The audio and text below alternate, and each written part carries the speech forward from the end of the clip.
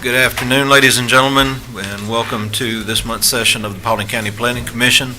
If you would, at this time, if you have an audible device, phone, depending on your generation, beeper, anything like that, please turn that to silence or off so it doesn't disrupt the proceedings.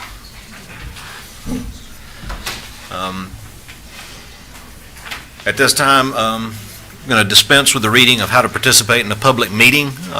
Those copies of those are in the back of the room, I believe, or that or just outside the door here. And please feel free to take one if you would like to have some light reading. At this moment, I'm going to entertain a motion with regard to the minutes from the previous session of this body. I'm assuming everybody on the Planning Commission's had a chance to review them. Any questions, comments, or edits? Hearing none, can I have a motion? I have a motion to approve by Mr. Hinson. Have a second by Ms. Fitzgerald. All in favor? Motion passes 4-0 and 1. Before we get started, I would advise everyone that each application that's presented before the Planning Commission will be given 15 minutes to present. The presenter or the applicant or their agent may have all 15 minutes and utilize those at one time, or reserve some of that time for rebuttal on their decision. The opposition, anybody that may be opposed to the application or just may have questions, comments, or concerns, will be allotted 15 minutes cumulative time as well. If there's a bunch of you wishing to speak, I'd suggest that you select a speaker so that you can be conservative about your time. Otherwise, you'll need to make sure that you give consideration to the people that may line up behind you. Both the applicant, the presenter, or anybody that may want to speak on the application will need to come forward, sign in at the lectern, state your name, and address your comments to the chair being me.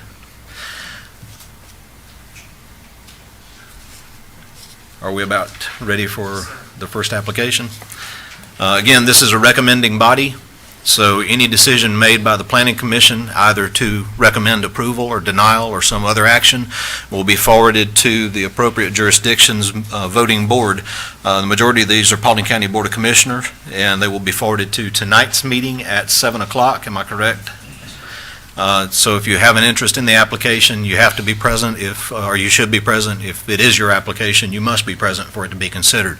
There's one application on here that will be forwarded to the City of Hiram's Mayor and Council for consideration, and that would be at their next regularly scheduled council session.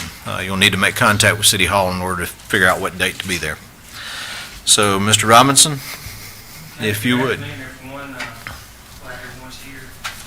Application 2020-03Z, application by lead engineer Jonathan Jones for a rezoning stipulation amendment of a prior rezoning. It was 2006-59Z. The stipulation was 23 back then. It's asking to remove in its entirety. The property is zoned PRD, Planned Residential Development District, and is approximately 34.108 acres in size. Property is it's located in land lots 1033 and 1056, District 3, Section 3.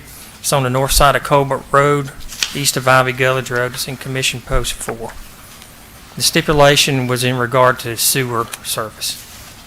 Applicant is present. Applicant is present. Had no opposition noted on this. If you would please come around, sign in, state your name, and address your comments to the chair.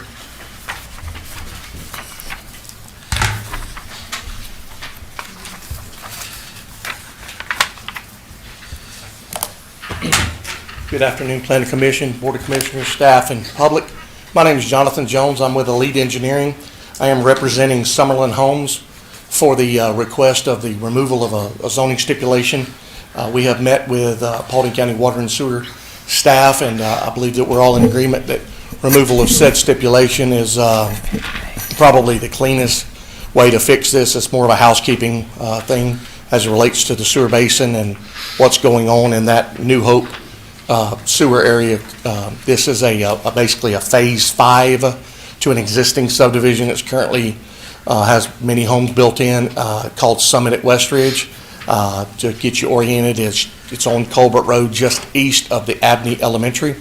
I'll be happy to answer any questions you have about the request. Are there any questions to the applicant from the Planning Commission? Hearing none, Board of Commissioners? Any questions? Thank you, Mr. Jones. Thank you. I would ask before we move on, from Ms. Ashmore, representing Water, is there any comment you'd like to add to consideration? No, sir. Thank you. Is there anyone else that would wish to speak on behalf of this application? Is there anyone here that would wish to speak in opposition to this application or may have questions, comments, or concerns? Hearing none, I will entertain a motion at this time for application 2020-03-Z.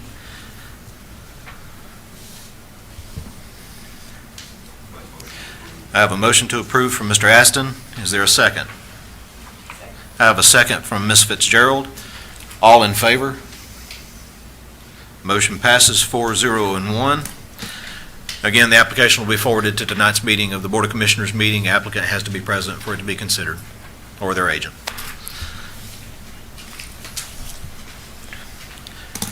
Mr. Robinson.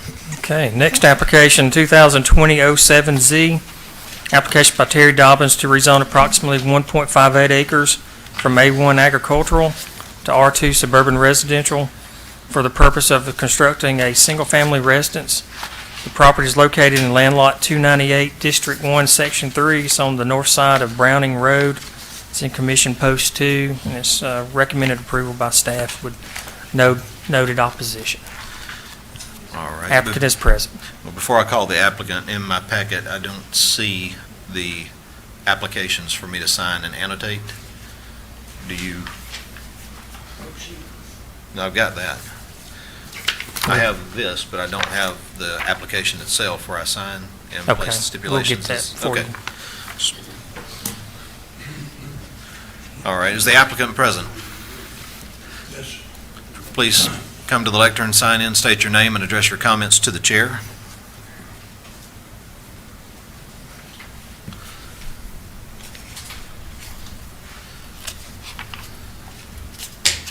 I'm Terri Dobbins, and we're asking to rezone this vacant height to build about a 1,600 square foot single-family resident. And, you know, everything around it is zoned residential except the guy across the street has his land in agriculture. And this acre and a half, I don't know that he even realized he was putting it in agriculture when he did the other. So that's basically all we got going on with it. All right. Are there any questions to the applicant from the Planning Commission? Thank you, Mr. Dobbins. Is there anyone else here that would wish to speak on behalf of this application?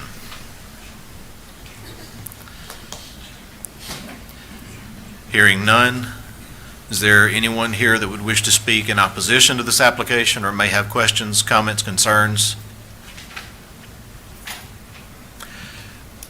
All right, hearing none at this time, I will entertain a motion for application 2020-07-Z.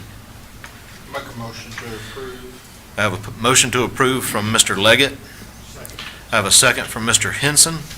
All in favor? Motion passes 4-0 and 1.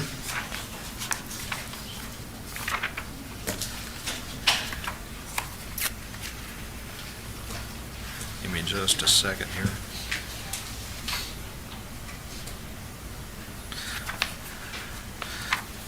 I'm going to annotate on this so I remember. All right. Again, this application will be forwarded to tonight's meeting of the Board of Commissioners, 7 o'clock. Mr. Robinson. Okay.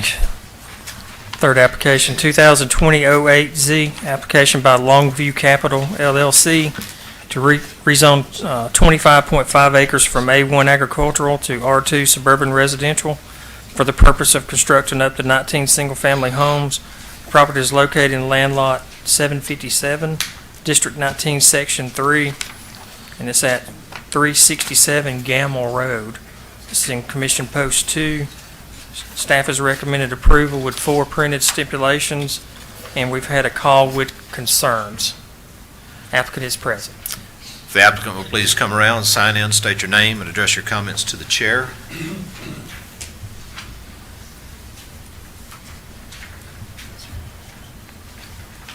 Thank you. I'm Jeff Matthews. I'm representing Longview Capital on this application. What we've got here is a piece of property that after we acquired it, we tore down a hoarder house and a barn. It would have been good on that TV show Hoarders. But it's really a pretty piece of property, and we anticipate doing up to 19 houses that will start in the low to mid 200s. They may get slightly above that because they will be a couple of basement lots and they will go over that. But we have, think we've got a good design on it. If you have any technical questions, Mr. Will Rakestraw is with me here today and can answer those. And I really feel like this will be an improvement for the overall neighborhood. If you have any questions, I'd be glad to try to address them. Yes, sir. At first blush, the four listed stipulations that Mr. Robinson mentioned, are you familiar with those and Yes, sir. agreeable to those? Yes, sir. As far as right-of-way and water line, yes, sir. Are there any questions to the applicant from the Planning Commission?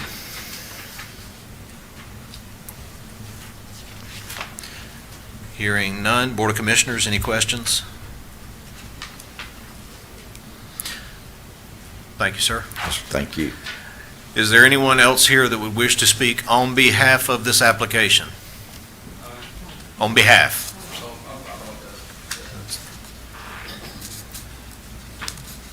Okay. Is there anyone here that would wish to speak in opposition to this application or may have questions, comments, or concerns? As there are more than one of you, please line up at the lectern, sign in, state your name, address your comments to the chair, and be mindful of those that are behind you as far as time.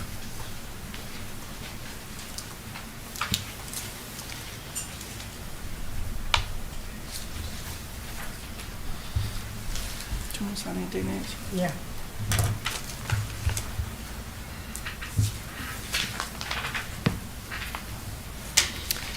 My name is Julie Nunn. I live on Gamble Road, on the other end where the property is that they're wanting to build the houses, a subdivision on our street. This is Nancy Bell. She's my neighbor. She lives right next door to me. I'm mainly speaking on behalf of my mother, and that's her over there. And she lives at the end of the street, which it borders up against where they're putting all the houses in. She has a hard time hearing, and she asked me to speak on her behalf, and I took some notes on things she wanted me to ask. There's one question that I did need to ask when we moved from Cobb County. I lived all my life in Cobb County, been out here 20 years. My mother, when she retired, she moved out on the street with us. My brother lives right around the corner. He has about 17 acres. Nancy has 16. My neighbor next 2 doors down has 16 acres. We have 9. We moved out there for that reason. Where they're putting the houses is in the center of our street, and it's probably only 3/4 of a mile long. These houses will be right in the center of on both sides of the street. My mother's at the end. She has a big, large, open lot. It's quiet on our street, very quiet. We love it there. Single-family homes I've seen in our neighborhood, and a lot of times, I'm not saying most times, but a lot of times, folks, they're starter homes usually. Sometimes they don't qualify for them right off. They move out of these houses within a year and a half, and then they're HUD homes. Then it just starts the ball rolling, and then there's more people just moving in and out of the houses, which our neighborhood is quiet. There's a lot of older folks that live in there. We don't have any kind of crime on our street. We love how quiet it is in our neighborhood. I can't even stress that enough. A couple other things. I don't know a lot about suburban residential, but I know my mother can't, these are things that she stressed to me. She can't pay any more taxes if her taxes go up. She's on a fixed income, and she's still paying for her house. She still has a mortgage. She definitely cannot, and she doesn't want to move. She doesn't want to leave the area. I don't worry about her being on our street. We don't have a lot of traffic down there. Like I said, we don't have crime, and we have people keeping an eye on my mom. She sits on her porch now as it is, and I don't worry about her. But when this neighborhood, this subdivision goes in, honestly, we're not a mile long. Our street is not even, I wish I knew how many feet it is. That's going to be an awful lot of traffic for us. Our street, it took me 9 years to get our road paved with Scott Green. 9 years. It was a hard gravel road.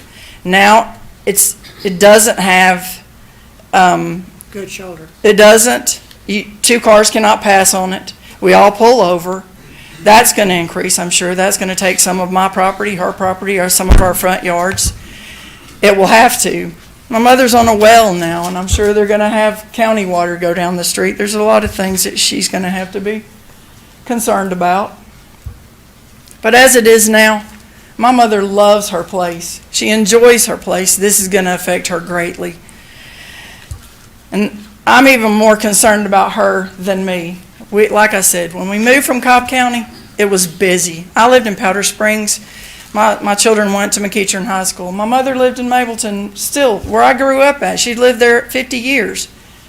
She doesn't want to go anywhere else. She has a well now. She likes that. I don't know how or what, or if she's going to want county water. Agricultural, just not, we love that. She wanted to have goats in her yard. How's that going to affect us if she wants to have some goats in her yard to clear her property off? Because she can't really afford to have her grass cut. That's another thing. So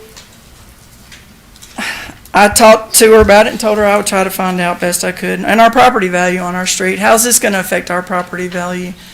Noise level, I know it's going to increase. People walking our street at night, up and down our road, I'm sure, because there's a convenience store right up the road from us, Scott's Store on Highway 101.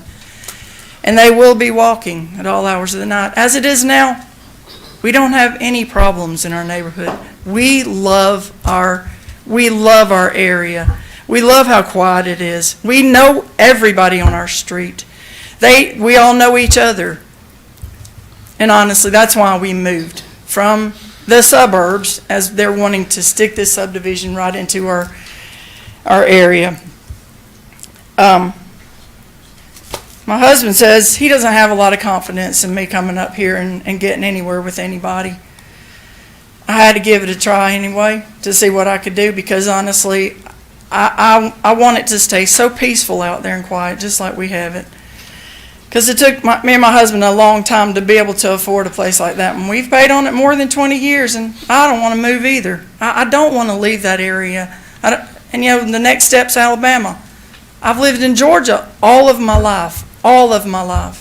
And I know subdivisions, my husband says, as soon as they move all the people in the houses, Julie, they got people lined up paying taxes, more taxes. That's more money for the county.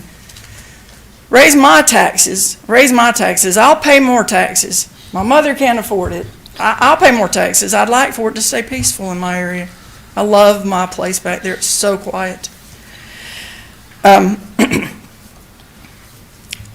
kind of restrictions, that's another question I have. What kind of restrictions will we have on our property after they do put the subdivision, which I hope they don't. But what kind of restrictions will we have? Agricultural now, we do have goats and can have goats, and yeah, they're loud, but it doesn't bother any of our other neighbors. And when we have dogs, but I'm sure it will people that have small houses like it's going to put in there. But what kind of restrictions will we have? Will we not be allowed to have any kind of animals that we couldn't have when I lived in Powder Springs? And we have chickens, and several of us have chickens, and we pass eggs around to each other. They're loud, they're noisy. We hear the roosters. But that doesn't bother us. But we don't want to be bothered. We don't want to bother anybody else, and that's why we like where we live. The stipulations, I do want to hear the stipulations from him. Nancy, did you have anything you wanted to add? I guess one of the big things, well, two things. I have a covenant because I have 16 acres. I have a good percentage that's just trees. And of course, that's home for all the deer. So I get reduced taxes. I'm going to be 74 next month. My husband passed away 10 years ago, and it's real hard. It's very hard. My tax is going to go up. and the road stinks. I'm sorry. I haven't liked the road since we moved there, almost 20 years ago. Like Julie said, two cars cannot pass and stay on the road. I have a fear. I mean, I drive fine, but when a big truck comes with the side mirrors that stick out this far, you have to almost go in the ditch for them to get by because they're not going to move. And they usually go down off Hogue Road and go off somewhere else. But it's very concerning that now there's going to be possibly 19 more homes, 19 more sets of cars. A lot of families have 2 cars, so you're talking another, 30, 40, 50 cars down this street every day. Is there something in the works that's going to make this road wider to where we can drive and not fear of ending up sideways in a ditch? That's the big thing. What's going to happen? Am I going to be able to keep my covenant, which I don't remember what it's called exactly, but yeah. So I'm concerned about that. And the taxes, like I said, I'm by myself. I have my daughter who's a teacher, but what it's going to do to us, like I said. We walk in our street. We walk in our street anytime we want to with our children and our bicycles. We don't have a lined street out there. It's not lined at all. I do not mean to be rude, but just to let you know you have 5 minutes remaining and another Okay. gentleman So we have wishes 30 to minutes speak. together. No, 15 minutes total time. Oh, we thought we'd have 30 since there's sorry. 2 of us. No, ma'am. Okay, Okay. so that's right. The big thing is the taxes, and am I going to be able to keep my covenant? The taxes, and what are our restrictions? Yeah, I've written down notes. Thank you for your comments, thank you. and we'll address some of those as we can.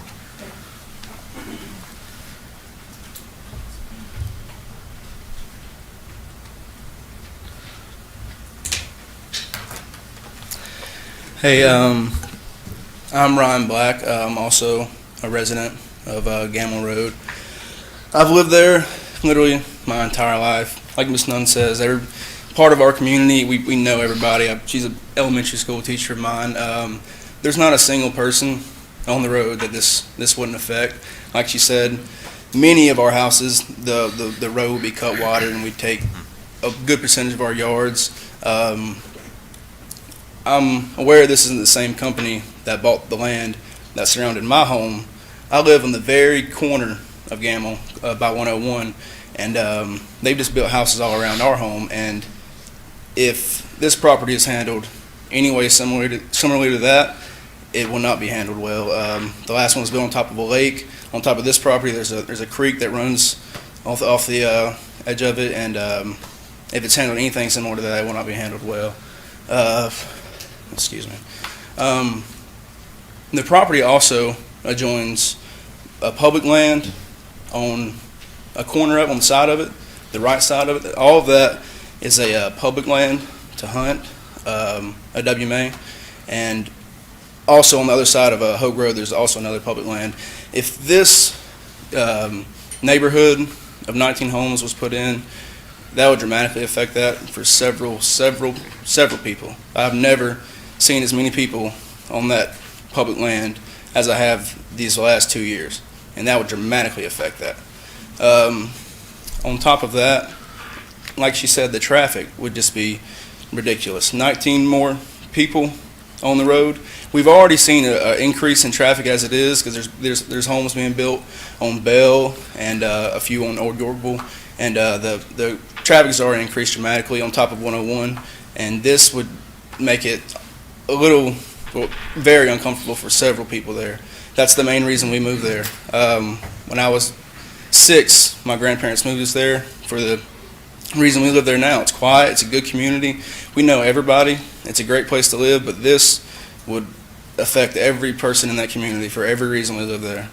And as I said, I mean, those are just sentimental reasons, of course, but like I said, the public land surrounding it, our property adjoining that road, it would dramatically affect every person on that road. So those are my concerns about it. Thank you very much, Mr. Thank you. Black. I have a couple of minutes remaining. If there's anyone else that would wish to speak in opposition or may have questions, comments, or concerns, you may come around at this time. Hearing none. If the applicant will please come back to the lectern. May have some questions for you, but you do have some time remaining if you would like to address all your comments to me still. Yes, But sir. if you have anything you would like to address to the comments that we've already heard. Okay, I appreciate that. And I think it was the ancient Greek philosopher Heraclitus who said that change is the only constant in life, and change is a universal fear that human beings have. But the change here we feel like would be positive because the general area is more in the 200 range would be an uptick. McClendon Meadows subdivision is just south of this subdivision we're anticipating, and this piece of property is surrounded by R2 zoned property. It was left out when the county was blanket zoned back in the 1960s. But we didn't have anything to do. I don't know, Mr. Black referred to a subdivision or something being built up at the corner of 101 in Gamble or Hogue. That's not our deal. I don't know what that story is. The other thing is the rezoning of this piece of property would not affect anyone in the neighborhood's ability to sign up for the conservation use valuation assessment. You have to have 10 acres, and it puts it in under an agricultural designation, so it would not affect Ms. Bell's piece of property. And like I say, starting in the low to mid 200s, and I know people moved out of Cobb County and they've moved out of Fulton County, but Alabama's not the answer. But I think this will be a really nice development. We would be widening the road, as someone said, and putting a flat ditch in it, so there would be more room if that traffic is a concern. But our situation is that we feel like we are surrounded by R2, and that we would just simply ask that you follow the designation that is applicable and present in the rest of the county, which is R2. Thank you. You may want to stay close by in case there are questions. I've already asked you about the 4 listed stipulations, but I'm going to go ahead and open this up to the rest of the Planning Commission before I get to some points from comments that we received. Is there anyone that has a question for the applicant? I do. The lot size of the houses that you're building, what is the lot size? With the present configuration, it would be approximately a 1.3 acre minimum lot. Okay. And or the square average foot. lot. Okay, and the square footage? 16 and up, 1,600 and up, which is, by the way, significantly larger than most of the houses on the surrounding properties. Okay. Any sidewalks or lights on the? No, sir. Okay. No, sir. All right. What is the price point, again, that you were looking? Start in the low 2s. Is there any other questions to the applicant from the Planning Commission?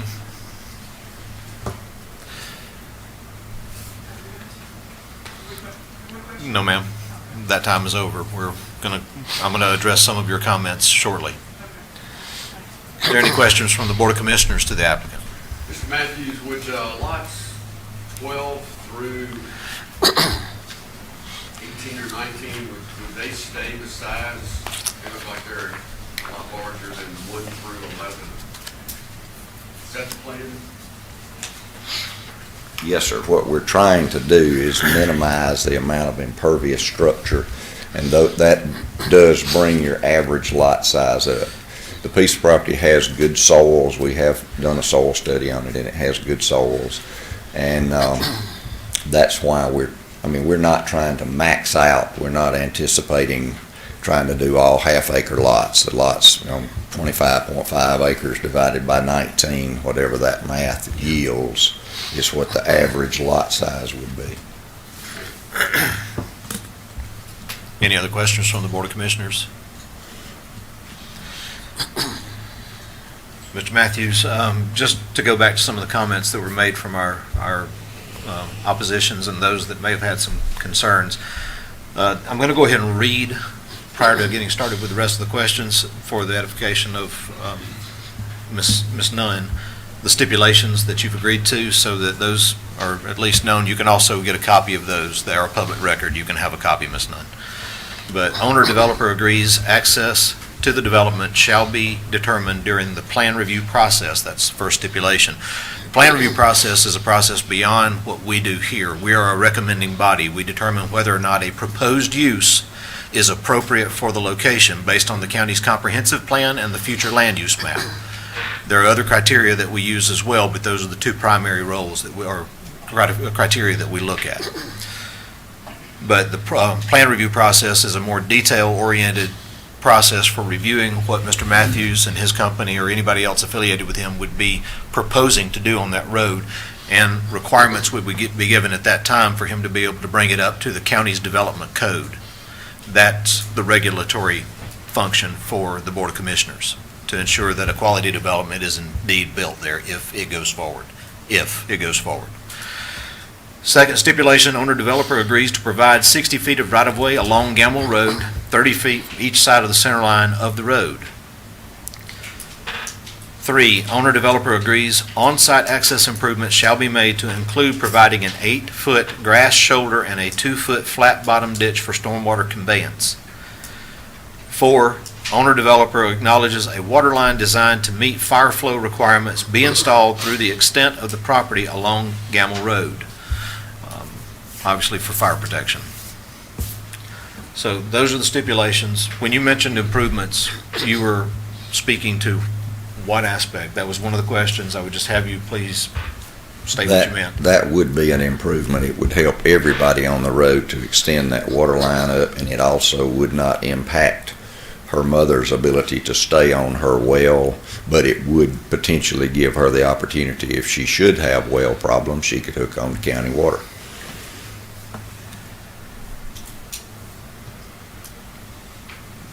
Now, reversing, you had mentioned, there was a question about the R2 zoning. Suburban residential is the basic zoning that the entire county has.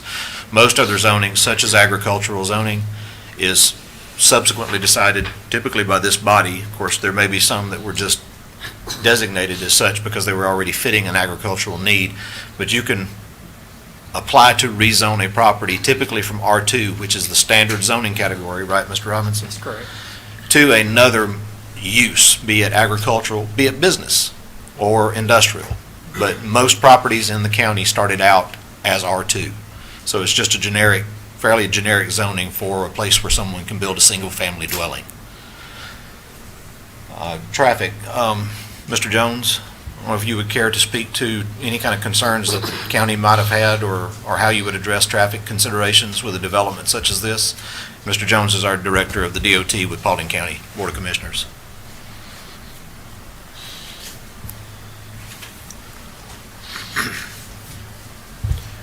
I believe one of the questions was the width of the road and when it was paved. Scott Green was the director at that time, but typically we try to pave a road with a standard width to get 2 vehicles through. Sometimes we're not able to do that due to lack of right-of-way. This is probably what the case was on Gamble Road. We probably have just prescriptive right-of-way for the most part. That prescriptive means we basically we own by usage, basically from ditch line to ditch line. So similar to Gamble Road and other roads in the county where we want to widen the road, we actually have to obtain right-of-way from the individual property owners along the roadway to widen roads. So that's something we can look at right now, determine how many parcels are on Gamble that we need right-of-way from to widen that road. Regarding the traffic, looking at the 19 homes in the peak hour, that's roughly 14 peak hour trips in the AM and 19 in the PM. So Gamble Road is a local road, 25 miles per hour type of speed limit, and I think the last time we did a traffic count on Gamble was 2012, and there was 70 cars per day. Thank you, sir. Before you leave, I'll just ask, is there anyone else that may have a question for Mr. Jones from the Planning Commission or Board of Commissioners? Thank you, sir. With regard to having goats in the yard, and we're speaking, I believe, of an agriculturally zoned property, Mr. Robinson, would you care to address the impacts that this development would have on already existing agricultural zoned properties? I would be glad to. If you'll notice on your monitors and on the on the map that's provided. This property is where you see the 20,000 or 2020-08Z. That is the property we're talking about this afternoon. That is the agricultural piece that's asking to go to R2, of course. The tracks to the south on the south side of Gamble Road, they will remain agricultural. As far as all the surrounding properties in there, they're currently zoned residential, the R2, suburban residential. Suburban residential has requirements for any type of non-domestic or domestic animal. For example, if you wanted to have backyard chickens, there's standards in there that would allow that. They would just have to meet those standards of that district. Which is typically distance from your neighboring Distance property from lines. neighbors. But those are in Example, place already. if you have goats, they have to have a shelter, and that shelter has to be 300 feet from the front property lines and 200 feet from rear and side, which pretty much means it has to be 5 acres or larger. Any other questions to the planning staff? Board of Commissioners?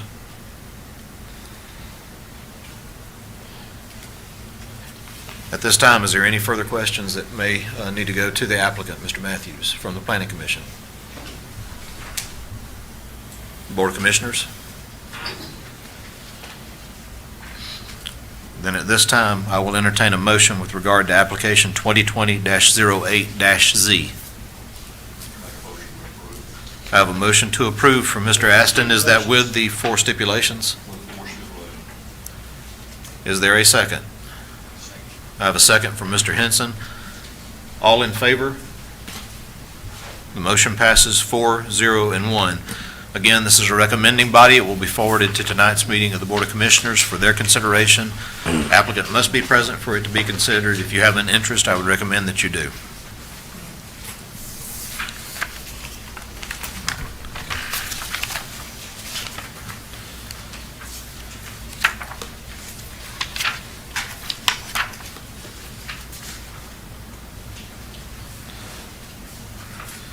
Mr. Robinson. Okay. Next application is 2020-05 SUP.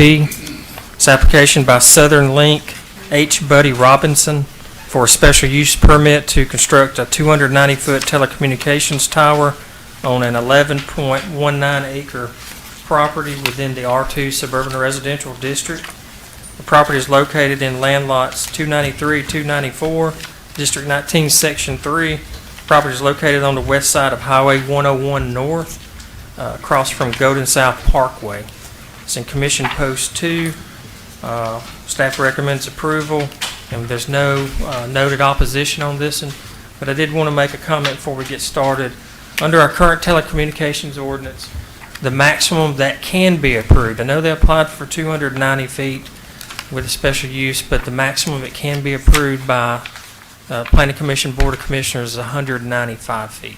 They would be subject to a variance to go past that point, which they have submitted a variance application, and with this, if this is approved, that application would move forward to the Zoning Board of Appeals. Now, applicant is represented, they're both are present. Thank you, Mr. Robinson. You would please? Good afternoon, Commissioners. My name is Clay Brogdon, and I'm the recently retired manager of site development for Southern Link. Southern Link has since engaged me as an independent consultant to represent them in all zoning and permitting matters of this type. Southern Link is a wholly owned subsidiary of Southern Company, and we are the wireless communications provider for Southern Company's 3 large electric utilities, including Georgia Power, Alabama Power, and Mississippi Power. In addition, we also provide wireless communications to numerous local, city, and state governmental agencies, other electric utility companies, and emergency management agencies as well. Some of our other customers include the Georgia State Patrol, the Georgia DOT, the Georgia Emergency Management Agency, and the Georgia Department of Natural Resources. These entities depend on Southern Link to provide reliable wireless communications, not only during their everyday activities, but especially after damaging storms, natural disasters, medical emergencies, and other critical and dangerous situations. restoring power after storm damage is made much more efficient when using reliable wireless communications. Southern Link has made the decision to transition to a brand-new state-of-the-art LTE communication system for our voice and data needs. Because of a gap in our service, we're proposing this afternoon to build a 290-foot tall self-supporting tower off of State Route 101 in the Yorkville area of Paulding County to maximize coverage, capacity, and throughput data speeds in this area. In order to do that, we need the county to grant a special use permit and approve a height and setback variance. The county's tower ordinance has a height limit of only 195 feet. This creates a hardship for Southern Link because at only 195 feet, our coverage would be so significantly reduced that the project would not make sense. During the initial site property research, we investigated the target area for existing towers which would fill the coverage gap set forth above, and there were none. While we did identify one tower close by, it was only about 200 feet tall with at least one carrier located on it, such that the highest usable elevation to us would only be 170 feet. Southern Link requires a minimum tower height of 290 feet in this area in order to fill the coverage gaps currently existing along State Route 101, State Route 373, and U.S. Highway 278 and the surrounding area. Included in our application is a written justification with coverage maps showing our need for 290 feet in this area. Also, we have received a determination of no hazard from the FAA for a 290-foot tall tower in this location, and they are the federal agency that regulates and controls all airspace in the United States. The county's tower ordinance also indicates that towers must be set back the height of the tower plus 100 feet from all residential property lines and public right-of-ways. The adjacent property to the parent tract in which the setbacks are not met are all owned by our landlord, Charles and Phyllis Watts. The actual setback to the public right-of-way, State Route 101, that we do not meet, is 279 feet. This parcel of property, although over 11 acres in size, just will not facilitate meeting the setbacks no matter where on the property you place the tower. In order to help justify the setback variance we need, I would ask you to consider the following. First, contained in our application for this project is a certified fall zone letter from a registered professional engineers from Sabre Towers. These towers are designed with large factors of safety not to fail, but in the unlikely event of an unusual weather catastrophe, this tower is designed to buckle at the location of highest stress in the tower and fold over onto the portion of the tower below. In the unlikely event of total separation, this would result in collapse within a radius of 250 feet. Thus, it would be contained on our leased parcel and not fall across the property line. And second, this site is rural in nature and located on a wooded tract of land to help buffer the view from the surrounding area. In fact, we conducted a visual impact assessment with photo simulations, and they clearly show that the tower would not be visually intrusive. Granting this request for special use and the required variances would not be contrary to the purpose and intent of the Paulding County Cell Tower Ordinance. In fact, it would serve it. The proposed tower would benefit the health, safety, and welfare of Paulding County by providing better coverage for cell phones, which according to the National Emergency Number Association make up 80% of all emergency calls. Further, the proposed tower would strengthen the Georgia Power smart grid system, which would allow Georgia Power to significantly improve response times to power outages in the area. If our request is not granted, then more towers would be needed to fill the coverage gaps mentioned above, leading to greater visual and environmental impacts.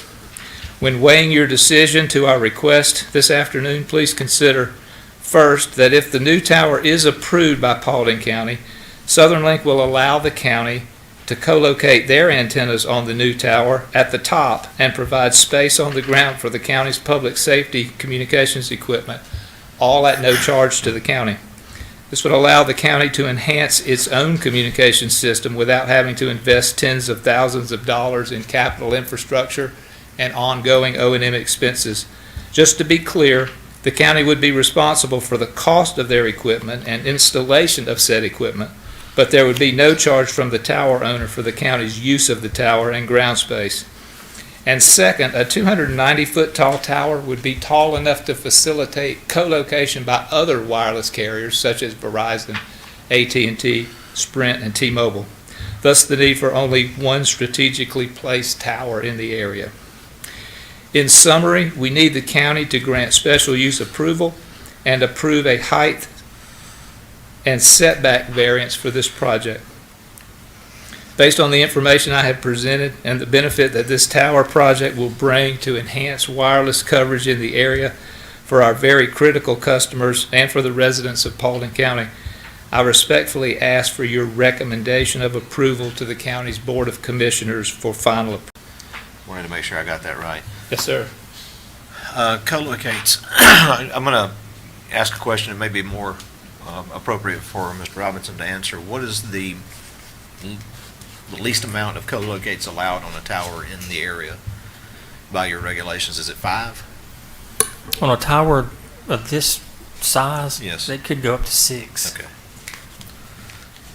But that would be the maximum then?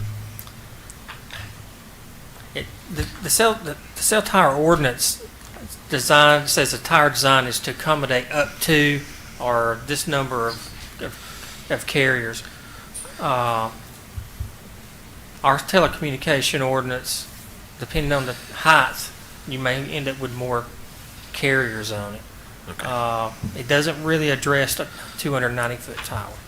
But that in and of itself helps us eliminate the need for additional towers in It the could- area. it I could- know that's a it very could. long The way more around of the more asking that carriers question. on a service could eliminate more towers, small cell or even large cell in the area.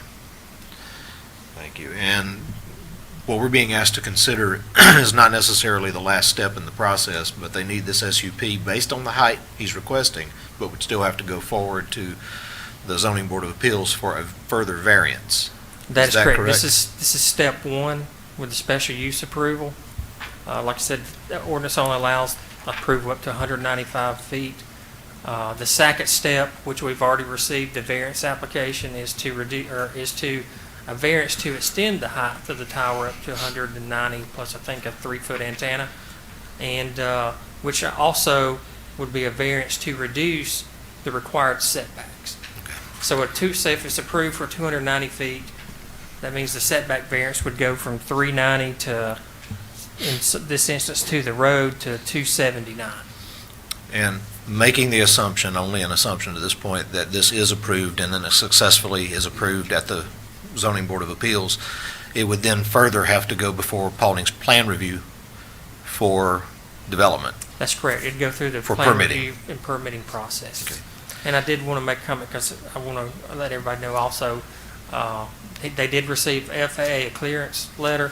Our airport authority and airport director reviewed it, and they have not, at this point in time, there's no opposition.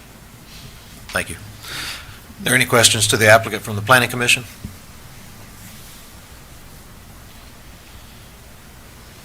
Board of Commissioners, any questions? Just got a confirmation, that since I'm on the airport authority, we do have a couple of pilots on there. We did vote on that, it's on the agenda, and we voted to approve it. We were okay. Thank you, Mr. Brogdon. You may take your seat. You still have some time remaining if something should come up. Is there anyone else here that would wish to speak on behalf of this application? Is there anyone here that would wish to speak in opposition to this application or may have questions, comments, concerns? Hearing none, at this time, I will entertain a motion for application 2020-05-SUP. Make a motion to approve. We have a motion to approve from Mr. Leggett. Have a second from Mr. Henson. All in favor? Motion passes 4-0 and 1. Again, it'll be forwarded to the Board of Commissioners meeting for their consideration tonight at 7. Okay, so just make sure I'm clear. So we need to be here tonight for the Board of Commissioners, For and it then to- there's a subsequent step after that to the Board of Zoning Appeals that we have to go through. I just want to make sure I'm clear on what our steps are. Yes, we're a recommending body to the Board of Commissioners. From that point, assuming that they approve it, then you will you already have the application going forward, but check with Mr. Robinson for the Zoning Board of Appeals for the variance considerations. Mr. Robinson? Right.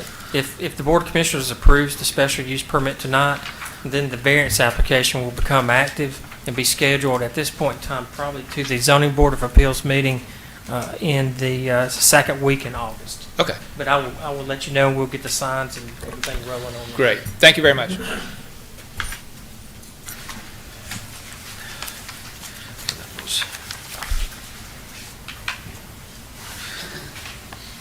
Mr. Robinson?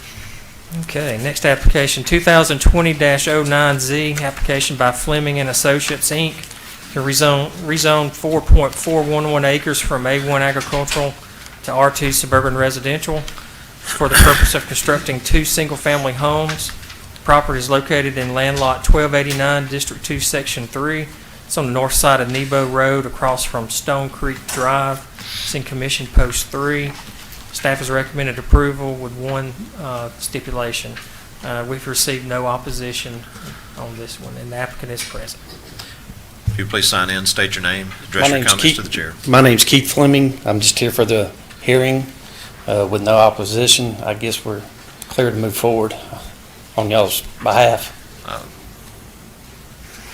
All right. There you go.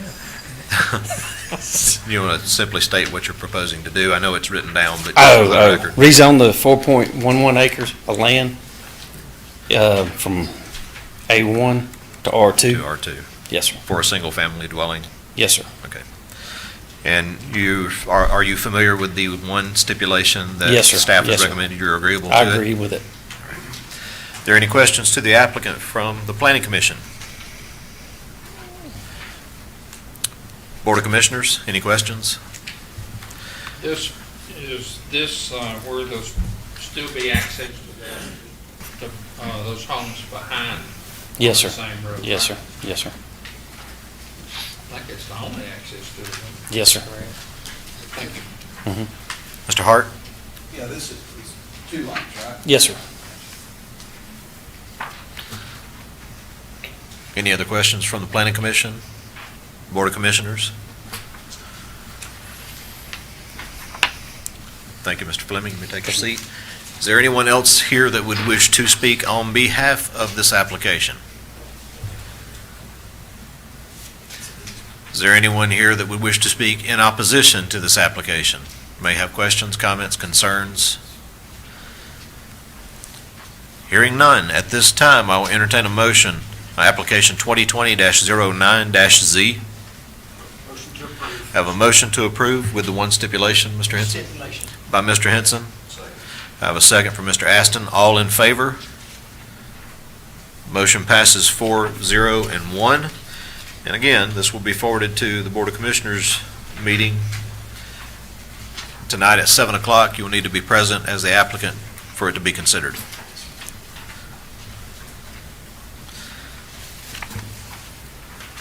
And we have the final application. Mr. Robinson? Okay, final application is 2020-06 SUP, City of Hiram. Application by Darien Properties LLC and High Spirits Package, Inc. for a special use permit to transfer business currently owned and operated by Kronos Development LLC, and transfer said special use permit to acquire the foregoing and continue operation to operate the package store located in land lot 593, District 19, Section 2. This property is located at 5425 Windy Bagwell Parkway within the City of Hiram. It's Commission Post 3, and we recommend approval. Is the applicant present? Representative is present. The representative is present. The ubiquitous representative. The what kind of representative? Good afternoon. My name is Joel Larkin. I'm with Sam's Larkin and Huff in Marietta, and I was home board with the COVID virus, so I thought I'd bring this piece of property back to you.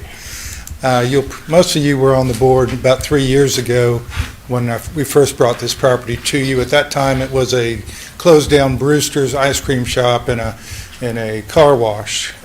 And Kronos Development proposed to combine the two tracks and develop a 12,000 square foot package store. it was a long process, but they successfully opened that project approximately a year ago, and it's been operating very well since. Kronos Development now has a contract to sell the real estate and the store to new owners, and under the City of Hiram ordinance, we're required to get approval for the location again to transfer it to the new owners. Assuming approval is obtained, then we'll go to the City of Hiram for final approval, and then the actual property owners or purchasers will also separately have to file alcohol licenses, and at which time they'll be considered personally. But today, we're here to look at the site and determine the suitability of the site to operate as a package store. And on that issue, this board has previously determined that it's very well positioned for that, and we're proud of the facility that has opened and is operating without incident. And we're happy to respond to any questions that you have.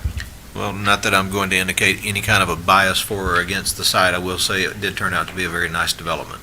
Thank you. Aesthetically. Are there any questions to the applicant from the Planning Commission?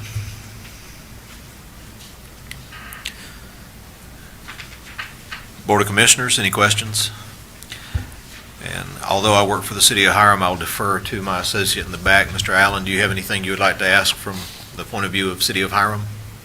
We're satisfied. Thank you, Mr. Larkin. Thank you. Is there anyone else here that would wish to speak on behalf of this application? Hearing none, is there anyone here that would wish to speak in opposition to this application or may have questions, comments, or concerns? Hearing none, I will entertain a motion with regard to application 2020-06-SUP for the City of Hiram. I have a motion to approve from Mr. Aston. I have a second from Mr. Hinson. All in favor? Motion passes 4-0 and 1. And this application will be forwarded to the City of Hiram and be placed on an agenda based on their determination of appropriate timing for advertising. You'll need to be in contact with the city clerk or Mr. Allen in the back of the room to help you figure out what date that will be.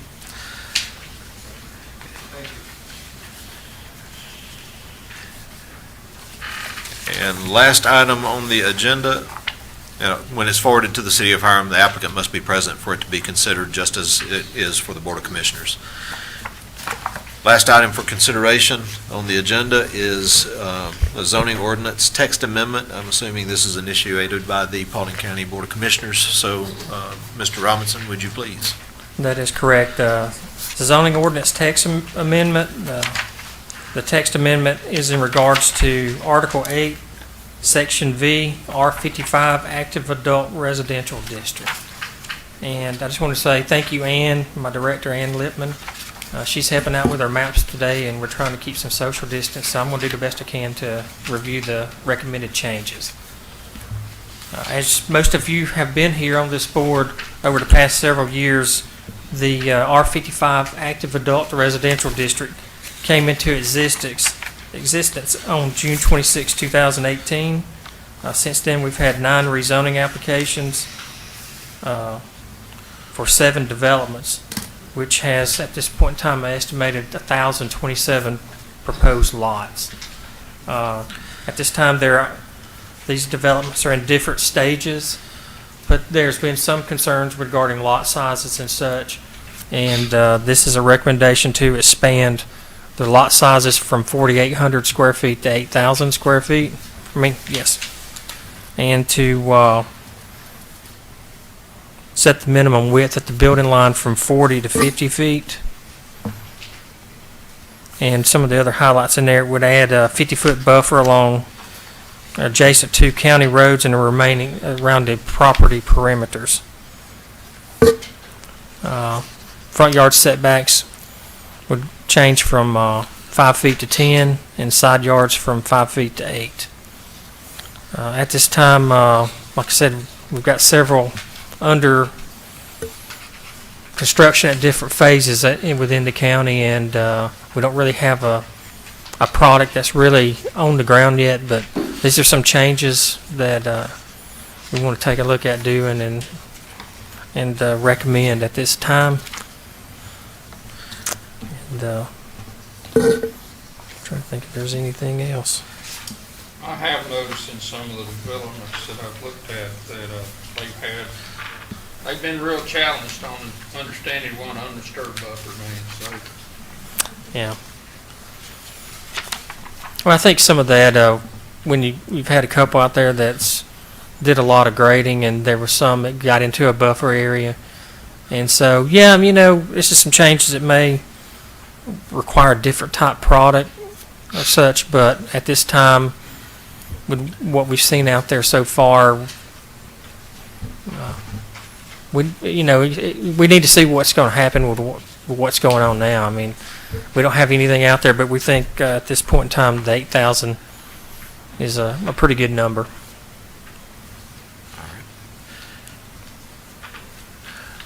Being that this is an ordinance change for Paulding County, is there any comment from our county attorney that you would like to make regarding this?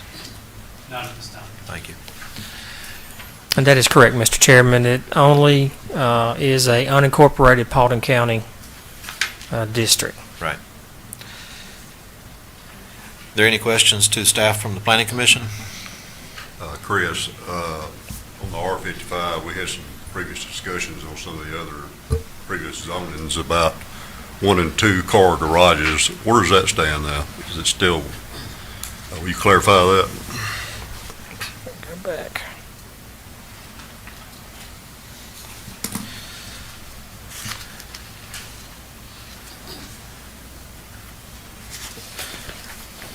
At this time, in all single-family detached and attached cottage dwellings shall contain an attached garage.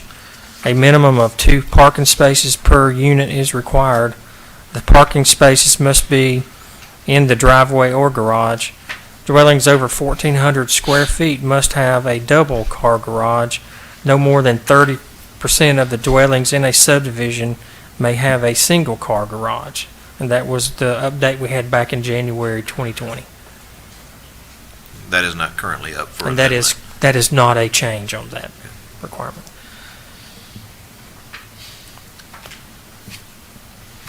Are there any questions from the Board of Commissioners? Chris, what was the setback again? On the front setback, it would go on the just make sure I'm saying it right. The single-family attached, detached dwellings would go a minimal lot size of 8,000 square feet with a 50-foot building line. Minimal front yard setback is 10 feet, which was 5 feet, and the side yard would go up to 8 feet from 5 feet. And that's on the detached product. On the, it would be off of any right-of-way, private or public right-of-way. And most of these is, Get a car in front of the garage, got it going on the sidewalk. Be close. let me go back. Front-facing garages, so the house can be 10 feet from the property line on the front, but the garage will have to remain 15. That standard's not changing. So it would be, house could be up here and the garage is 5 feet setback. Depends on if you're driving a Prius or a Continental. Right? Exactly. Cadillac, you're in trouble. Prius, you'll be perfect. At this time, I'm going to ask you to open this up to questions from the public. Exactly. So- That's what it's open for a public hearing. There we go. So if there were any further comments you wanted to make. Oh, I did want to make one more All right. comment. If this is approved, we did insert this text amendment that it would be adopted, of course, today, if the Board of Commissioners chooses so, and that any property out there was prior zoned R55 or has been submitted at this time would remain vested under the current standards. And so that means the projects out there right now can continue what they same under the old R55 and have an application that's pending for next month. I've had several similar conversations with your county attorney over such matters. Yes. We're talking about setbacks like this. Are we talking about from the building wall, are we talking about from overhangs, or I think we have an issue with something like that? Yeah, that's one thing you have to keep in mind in the building.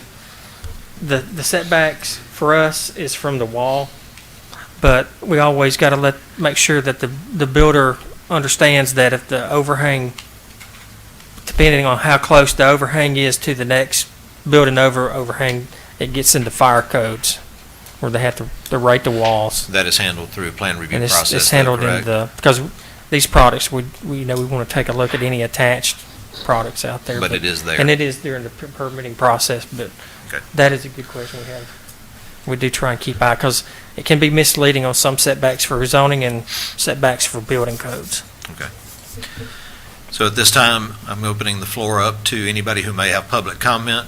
Anybody wishing to speak, please come to the lectern, sign in, state your name, and address your comments to the chair. Same speaking time collectively is in existence. It's 15 minutes, so please be mindful of anybody standing behind you.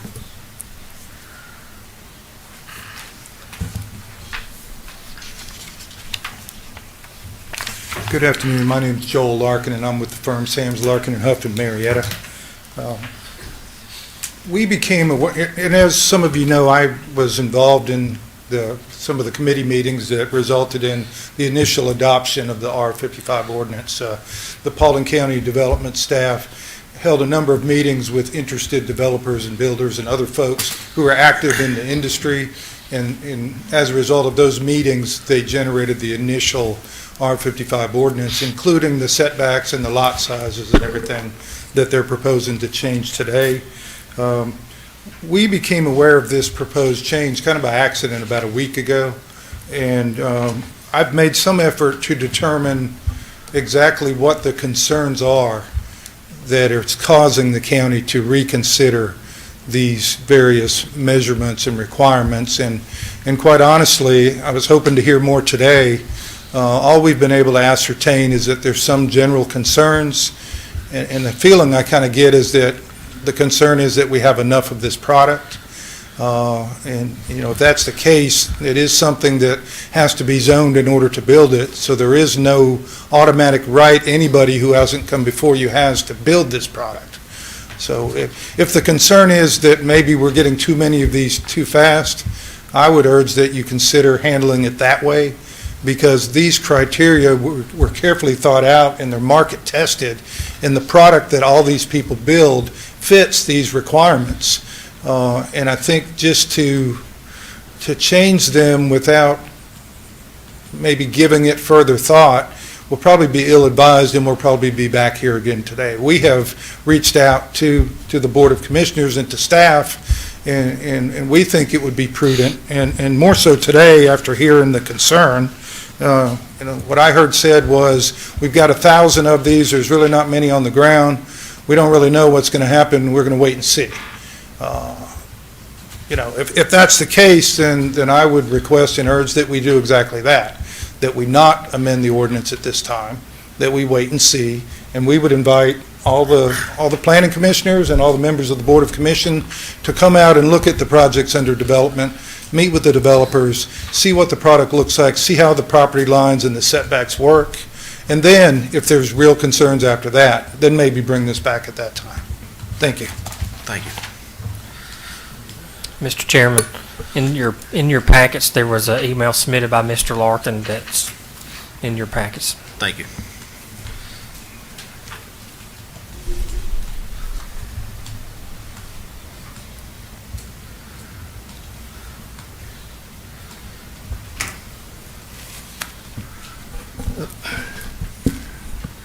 Good afternoon. I'm Steve Romine. I'm co-founder of Wintergreen Development and Windsong Properties.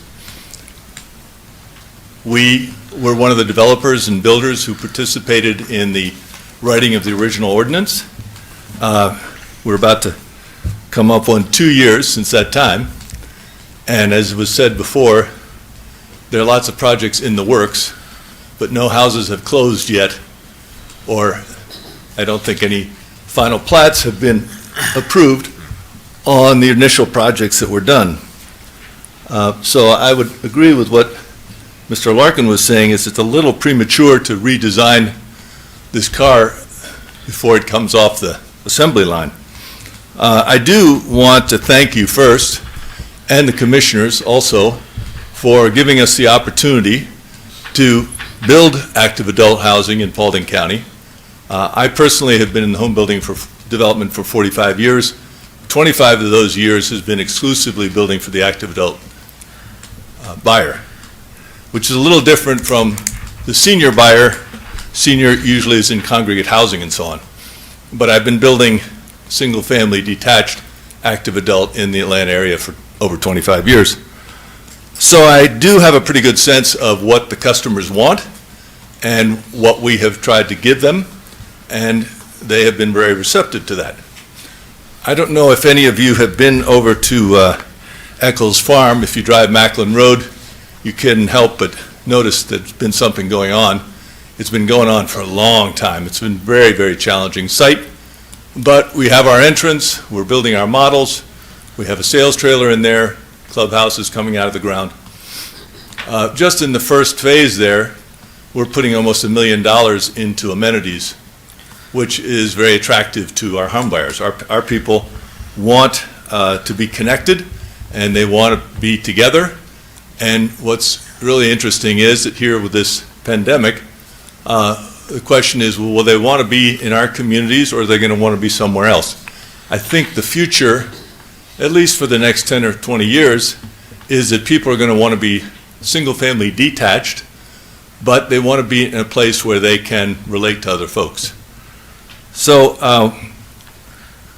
I was a little surprised when I saw this suggested rewrite, and I really was struggling to understand what we were trying to accomplish, and I think that's always important to understand, and I know I can't stand here, ask a question, expect an answer immediately, but I really think we should think about what we're trying to accomplish. As Joel said, if you want to have fewer of these in the future, then you don't have to rezone them.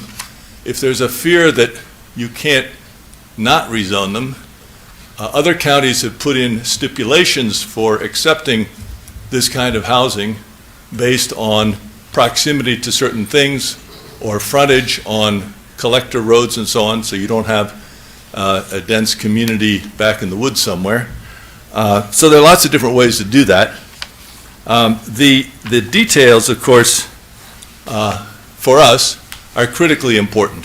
So, you know, most of our lots, in fact, 85% of our lots right now at Eccles Farm are planned to be 50 feet wide. So you'd say, well, great, Steve, you obviously agree with 50 feet. 50 feet's okay. We've done a lot of 50-foot product.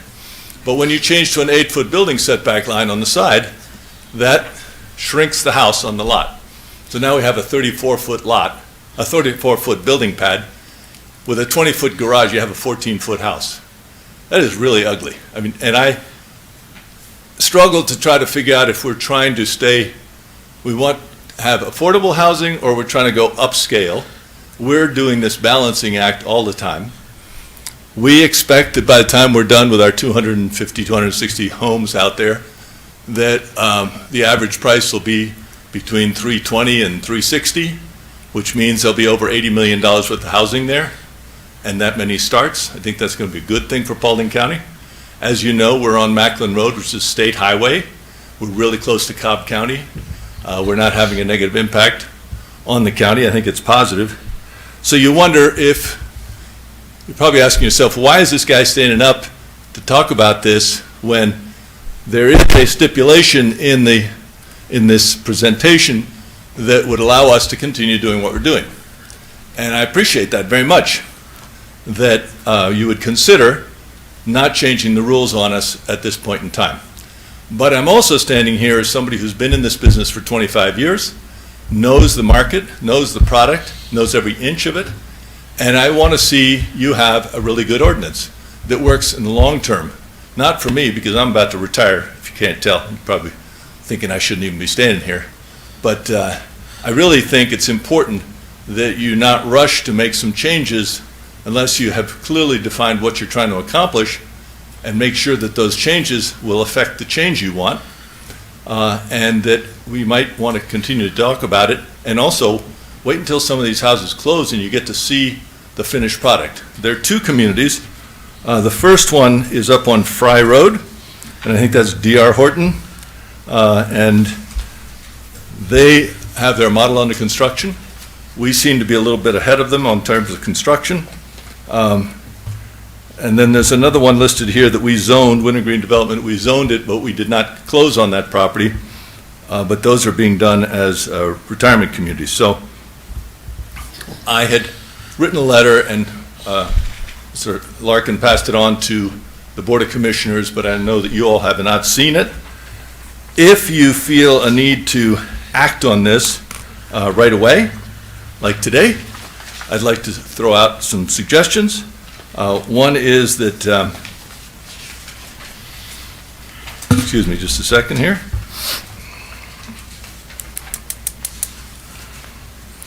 Got a lot of notes here. Okay.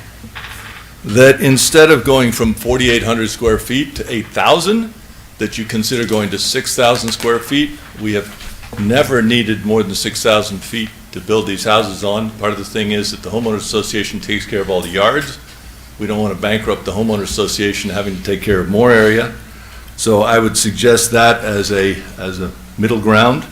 I would say that the building width, I think it's important that the house be at least 36 feet wide, not 34 feet wide. And so you need an extra foot on each side for the overhangs. Again, it's all in the inches. And so I'm suggesting if you feel a desperate need to change the lot width, then go from 40 to 46 feet.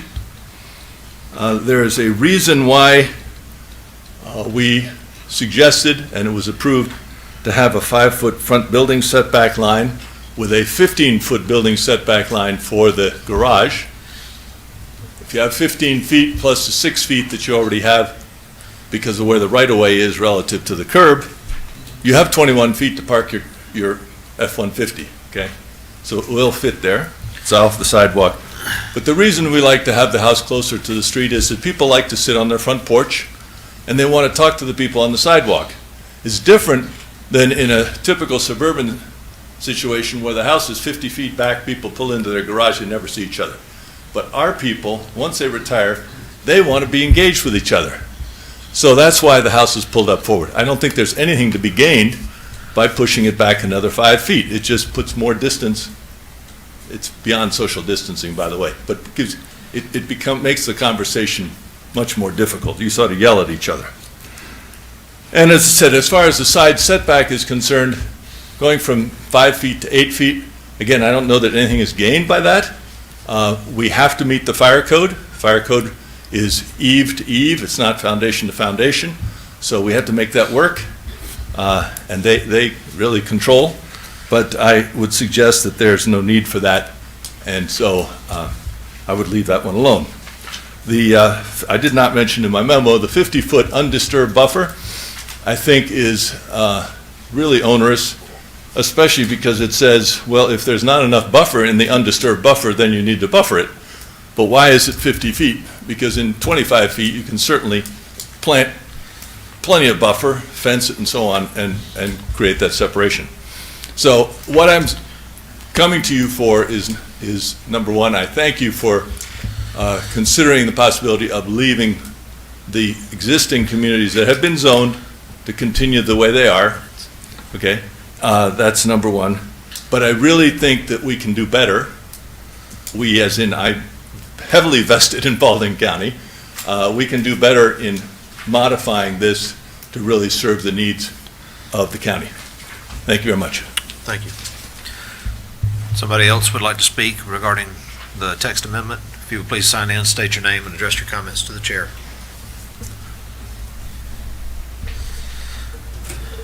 Hi, good afternoon. I'm Deborah Seaver, and I just want to say thank you all for bringing some, higher standards maybe to the active adult community, looking around and going around, driving to the different counties, taking a look and seeing what other counties are doing and then bringing it back to our county is always a good thing. And this gentleman, Mr. Aston, had mentioned, well, first of all, let me first of all state that Deborah Seaver, Paulding County resident. Now, these gentlemen who came forward, they do not live in Paulding County and they are not Paulding County residents. When I say I have I'm sorry? Oh, I'm sorry, I wasn't aware of that. When I say I have a vested interest, I don't have invested interest. I have a vested interest in trying to do what's best here.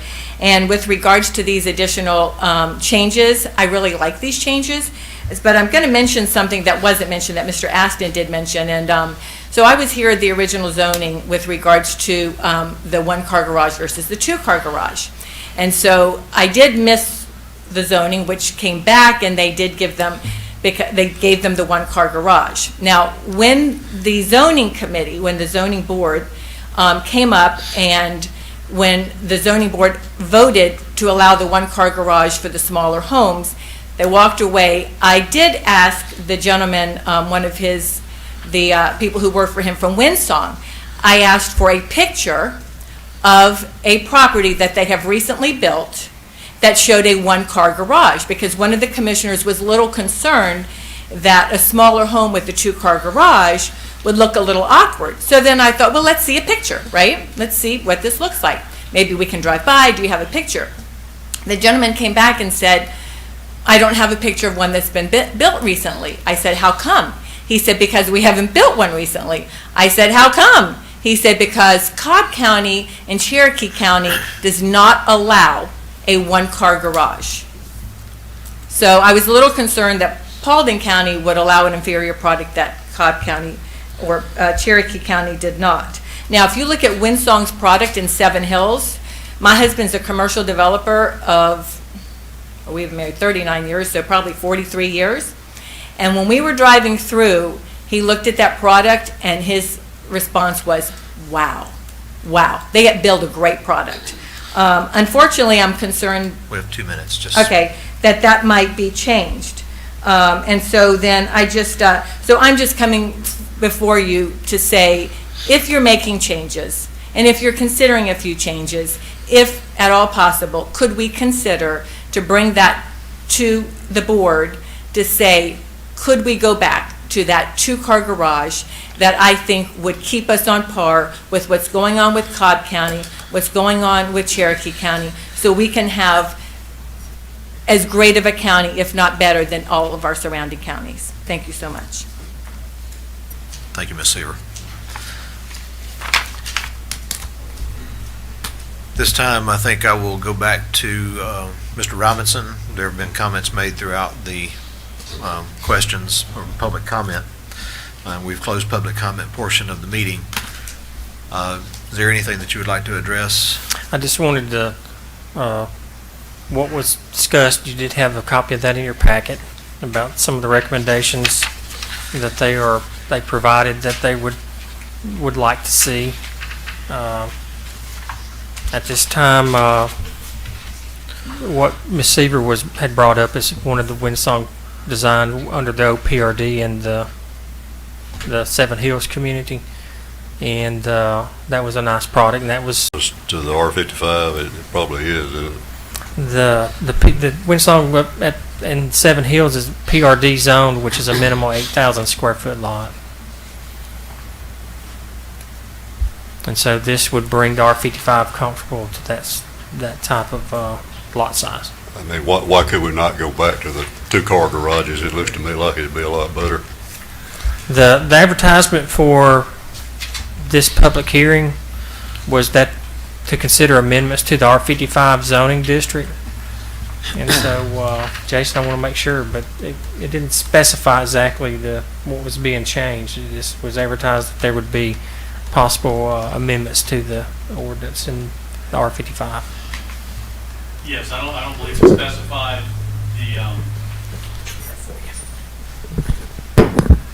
I don't believe it specified specifically.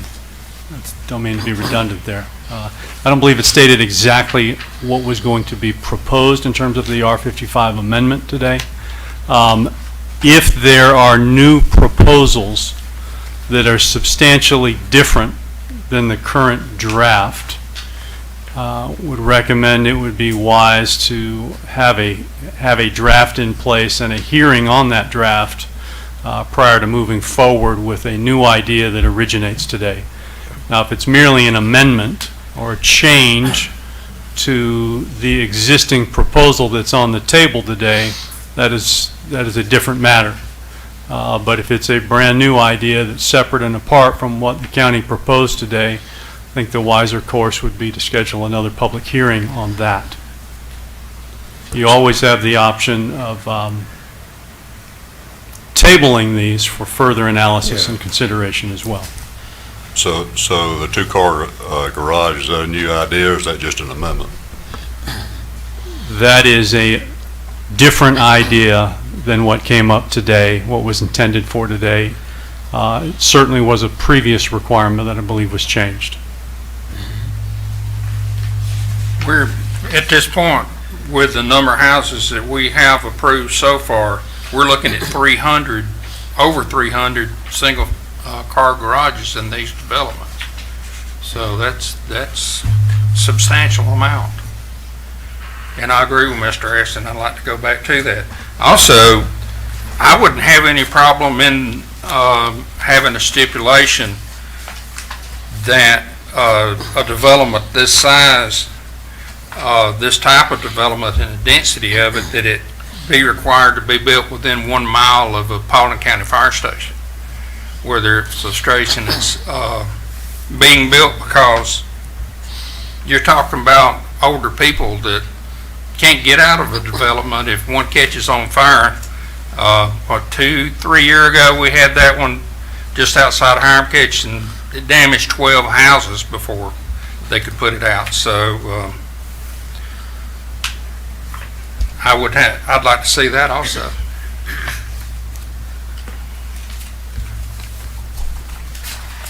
Are there any other comments from the Planning Commission? Do we need to take a look at a little bit more input before we make a decision on this?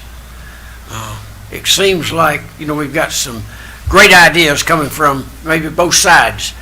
And I realize that, people or developers are in it to make money. I'm in it in doing this because I want to see a beautiful Paulding County. And I want to see the home values improve and great people come into our county. And maybe we're rushing a little bit today to do this. If we could postpone and maybe have some kind of time to look a little bit further, talk to people, get their opinions, and move forward maybe to our next meeting. If the Planning Commission is not ready to issue a recommendation as given on the existing proposed draft, it is within your rights to recommend tabling this document for consideration possibly at the next meeting. There's a limit to how long you can table, correct, Mr. Phillips? I believe it's supposed to be to the next meeting, but And that may give additional time needed by staff to review the public comment portion and possibly assimilate some of those ideas, also comments made from the Planning Commission, and also in consultation with the Board of Commissioners to ensure that the product that's subsequently going to be recommended is what the county actually wants. So I'm not going to encourage you to make a recommendation one way or the other. I'll take your motion as it comes. Board of Commissioners, do you have any comments you would like to make with regard to this proposed amendment? I don't want to bias your decision, but your feedback is rather important. Some of the issues that I see, one of them is like the density of 5 units per acre. I mean, everyone seems to have an issue with apartments, and that's the density of apartments. 5 per acre. A lot of the issues we've had with PRDs that everybody jumps up and down about is, they're 8,000 square foot lots, a lot of erosion problems, 4,800 square feet by far is, in my opinion, way too small. We've had a lot of issues with the 8,000. So, Paulding is not the flattest piece of land in the county.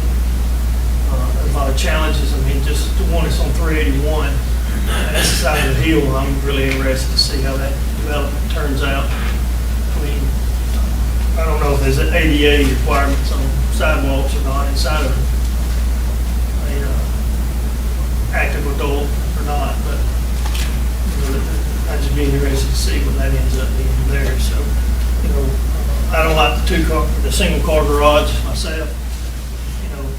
Another issue we have is everybody wanting to do storage. Well, smaller house, smaller amount of space that you give them, whether or not they only need one car, garage or not, I mean, there's still storage there that we're losing, you know, and then what's the chance of something, then turning into something later on? Just who's policing the R-55 active adult in this county? So, you know,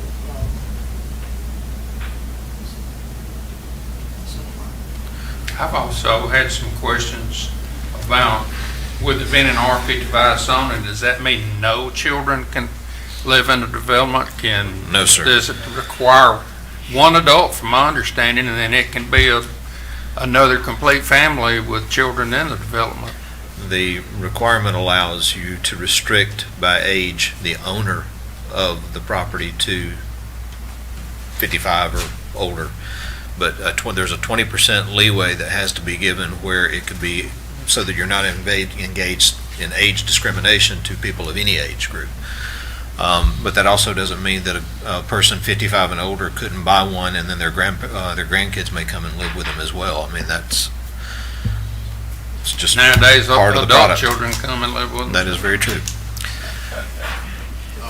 I think just by virtue of what's broken out here in conversation, there's an indication that we're a little premature, and I agree with Jimmy.